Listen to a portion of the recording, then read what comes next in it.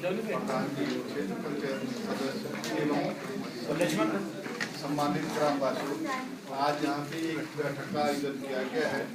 इस बैठक में आप सभी लोगों की जो है समस्याओं को सुना जाएगा, जो आपके उसका समाधान भी किया जाएगा। लेकिन आप लोगों से ये है कि धैर्यपूर्वक एक एक आदमी करके अपनी बातें रखें, जिससे कि हर आदमी की बात को सुना जा सके और उस पर सुझाव और समाधान हो जाए।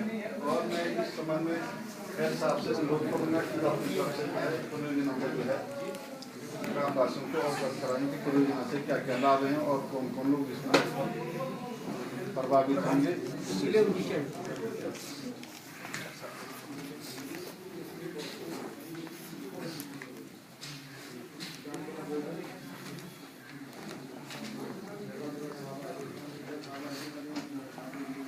माननीय एसडीएम साहब, तहसीलदार साहब,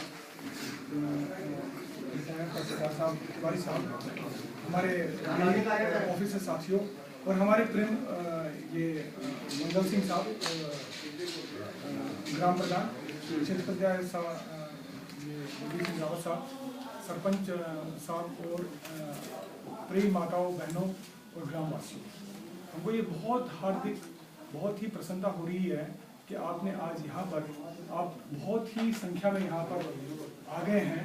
और हमारा पूरा यहाँ पर विश्वास है कि एसडीएम साहब की उपस्थिति में हम आपके सारे एक से एंड तक सारे के सारे आपके जितने भी पॉइंट्स हैं, जितने भी आपके क्वेश्चंस हैं, जितने भी आपके सवाल हैं, हम पूरा प्रयास करेंगे कि उन सब का हम यहाँ पर आपको जवाब दे सकते हैं।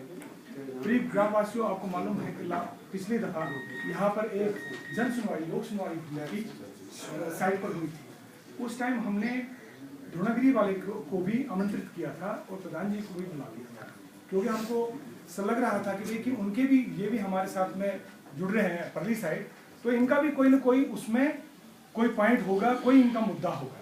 तो उस टाइम उन्होंने, क्योंकि हमारी ये गवर्नमेंट डिपार्टमेंट है टीएसडीसी, जो टीएसडीसी इंडिया लिमिटेड है, इसलिए हम पूरी इसमें ट्रांसपेरेंसी और पूरी मार्गदर्शिता से इसको आगे में रखना चाहते हैं, आगे चलना चाहते हैं। तो उस टाइम अच्छा हो गया कि आपने एक दो पॉइंट्स उसमें उठा लिए कि जो यहाँ पर हमारा बराज बन रहा है और उसके मात्र हमारा बराज जो है 28 मीटर का है, और उसके पीछे में शामा तोप के पीछे में परली साइड में जो है कि देखिए वो आपकी वन पंचायत की जमीन है, उसमें हक हुकूक जो है द्रोणागिरी का है। उस जमीन को 38 हेक्टेयर को हमने ऑलरेडी उसका ले लिया है, हमारे जो इसमें सूची है। तो उसमें हमको ऐसा प्रतीत हो रहा था कि भाई कि उधर में बहुत पहले 55-56 में वहाँ पर एक पुल हुआ करता था, और पुल को पार करके जो है जेलम वाले जाते थे और उनका ही वहाँ पर कुछ काफ़ी हक हुकूक होता था। मगर इसके बाद में आपका हो गया है ये वाला क्वेश्चन था। तो हमने तुरंत 13 तारीख को हमने चिट्ठी लिख ली आपको, और हमने आप 12 अक्टूबर को हमने रिंग में इसकी मीटिंग कर ली। देखिए हमको मालूम चला जिसमें कि हमारे फॉरेस्ट से काफ़ी ऑफिशियल आ गए, वन विभाग से आ गए, हमारे यहाँ पर रेवेन्यू से भी आ गए, एसडीएम साहब ने भी अपने उनको भेज दिया, रिप्रेजेंटेटिव को भेज दिया। हम भी वहाँ पर चले गए थे और हमने बहुत लंबी तरह वहाँ पर वार्ता कर ली और सब कुछ समझने की कोशिश कर ली। जब फिर हम उसमें सदन में चले गए, वहाँ पर प्रोजेक्ट के सदन में चले गए, तो हमको ये मालूम चला कि भाई कि वहाँ पर जो परली तरफ से ज़मीन जो है उसमें ग्रामवासियों का जो है कि भाई कि द्रोणागिरी जो कागा लागा जो है उनका वहाँ पर उसमें हक हुकूक है। मगर क्योंकि हम सब आदमियों को इकट्ठा चलाना चाहते हैं, लेना चाहते हैं, तो उसका मतलब है कि ग्राम सभा द्रोणागिरी जिसमें कि घरपक, आपको भी सब घरपक है, जिसमें कि सब कागा लागा है और जिसमें रिंग है, और इन सब का वहाँ पर हक हुकूक है। उसके बाद जमीन उस जमीन पर जो परली साइड है। तो ये जो एक बात उस दिन आ गई थी, ये अब उसमें करेक्शन हो गया। अब ये सही हो गया कि भाई नहीं, आप भी उसमें, आपका भी जमीन में उसमें जहाँ पर नीचे में जहाँ पर वो ये आ रहा है, बराज आ रहा है, और जहाँ पर हमारा जो दरिया जा रहा है, दरिया के बगल में, तो उसमें आपका है। तो वो करीबन 20-25 मीटर उधर से उठेगा। जो आप कुछ लोगों ने बोला था कि देखिए ऊपर में नाप जमीन नहीं है, उधर में कुछ नहीं, कहीं पर पानी नहीं जाएगा, न वहाँ पर हमको लेना है। मगर हमने फिर उसको तुरंत अपने तिवारी साहब ने उस पर पूरा डिटेल पिछले 5-6 दिनों में ये प्रोजेक्ट में चले गए, चलते रहे, और आपने उससे काफ़ी ड्राइंग्स देख लिए, वो देखे, रेवेन्यू ड्राइंग्स देख लिए, ये अब एक फाइनल हो। और फाइनली हो गया कि हम आपको अपने साथ लेना चाह रहे हैं और अपने साथ में इसका प्रोजेक्ट को बनाना चाह रहे हैं। इस प्रोजेक्ट में जो हम आपको पूरा विश्वास देंगे कि जो आपके वहाँ पर अभी सतपाल महाराज साहब भी यहाँ पर आ गए थे, जो कि यहाँ के MP हैं, उनके साथ भी मैंने परसों काफ़ी वार्ता करी। तो हम चाहते हैं कि भाई कि आपको जितनी भी आज के युग में, आज के दौरान जितनी भी सुविधा एक अच्छी तरह से ग्रामीणों को रहने के लिए ज़रूरत है, वो सारी सुविधा आपको मिल जाए।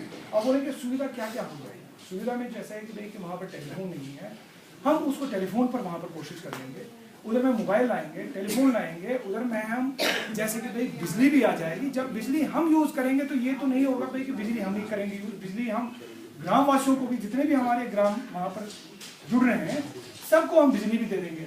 उसके अतिरिक्त जहाँ पर वह नौकरियाँ लग जाएंगी, उसके अतिरिक्त जो है फिर गाड़ियाँ लग जाएंगी, ठेके छोटे छोटे हो जाएंगे। जिसके पास में बड़ी ठेका लेने का उसमें कैपेसिटी होगी तो उसको बढ़ा दिया जाएगा, नहीं तो वो कंट्रैक्टर के साथ में उनको छोटा छोटा ठेका भी मिल जाएगा।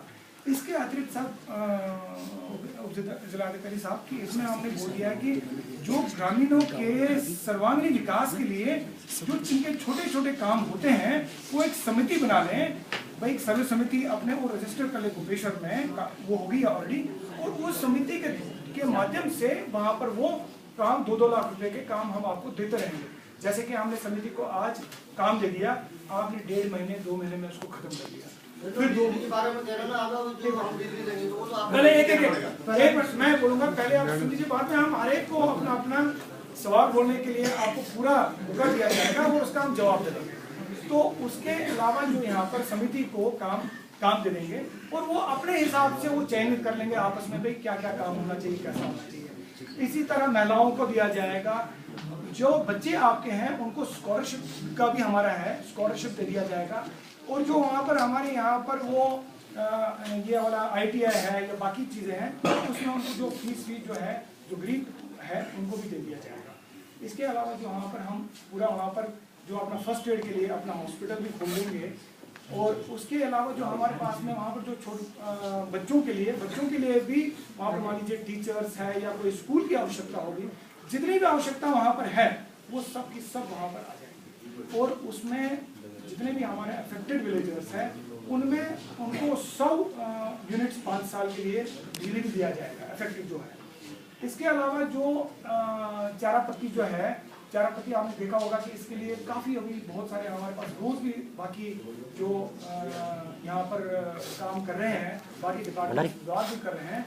ये पहली बार हमें बहुत खुशी हो रही है बोलने के लिए कि TSDC ने चारा पत्ती के लिए यहाँ पर जो उनको कुछ भी नुकसान हो उसके लिए हमने रखा है कि भाई प्रावधान रखा है कि भाई 100 दिन की, हर साल के लिए 100 दिन की उसको मिनिमम एग्रीकल्चर वेजेस जो उसका पैसा है, मजदूरी है, वो दे दिया जाएगा, हर एक परिवार को दे दिया जाएगा, हाउस होल्ड को दे दिया जाएगा, 5 साल के लिए दिया जाएगा। इसके अलावा जो हमारे पास जो आपके यंगस्टर्स हैं, बच्चे हैं, वो जो अभी जा रहे हैं उधर में कलकत्ता, बम्बई, दिल्ली नौकरी के लिए जाते हैं, हम उनको ट्रेनिंग दे देंगे। अपने यहाँ पर जो हमारा इंजीनियरिंग कॉलेज भी है या यहाँ पर भुवनेश्वर को हमने गोद ले लिया है, उसमें हमने नए नए डिपार्टमेंट्स भी खोले हैं कि भाई कि वहाँ पर ITI है, उसमें जो हमको यहाँ पर ये चाहिए, ट्रेड्स चाहिए, वो ट्रेड हम खोल लेंगे। 2-3 ट्रेड्स हमने खोल लिए हैं भाई जो हमारे इस जगह में प्रोजेक्ट के लिए है।